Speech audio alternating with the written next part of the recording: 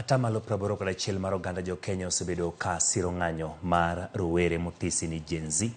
Kagiwacho ni weche mar rowere go osebedo ka ng'ur e wigi gin gigo mosechando piny Kenya kuom kinde malach. E kinde ng'anyo go, atamalo 90 mar oganda jo Kenya ne ni obila notiyo gi teko mathoth e rakruok gi jo ng'anyo. Ma en kaluwore gi nonro motim gi kambi timo nonro mar Tifa.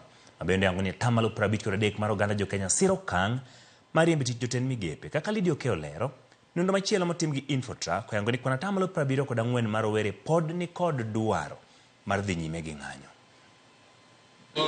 En nonro motim e kind tarik 16 gi tarik 17 dwe ni.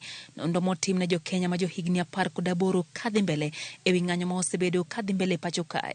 Ng'anyo ma osebedo kae chwalo gi rawere moting'o mago mag Gen Z. Kambi mar Tifa oyango ni atamalo 81 mar oganda jo Kenya nosiro ng'anyono ka atamalo 18 ne ok osiro ng'anyo makamano. Atamalo 91 mar kweth mar Azimio la Umoja One Kenya Alliance nosiro ng'anyono ka atamalo 8 ne ok osire. Atamalo 79 ma jotelo manie Kenya Kwanza nosiro ng'anyo makamano ka atamalo 20 ne ok osire. Atamalo 78 mar oganda jo Kenya ma ok oyiengore duond bura mora mora nosiro ng'anyono ka atamalo 22 margi ne ok osire.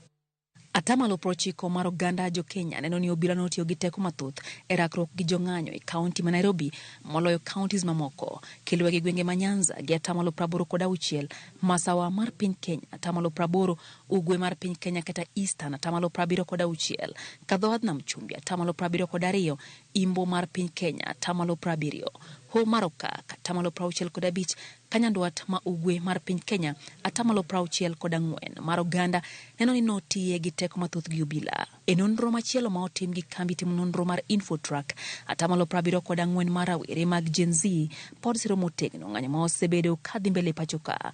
Atamalo 43 yuago pek mar ngima, atamalo 39 dwaro Kenya manyien man kod lokruok, atamalo 36 yuago onge mar tije, atamalo 30 dwaro mondo ket ler ewi kaka itiyo gi mwandu jo Kenya, atamalo 22 kata kamano dwaro mondo michung ng'anyo. Ei kwanno atamalo 57 wacho ni jonjore osedonjore e ng'anyo makamano kendo ketho mwandu. Atamalo 56 yuago nek mitimo gi obila.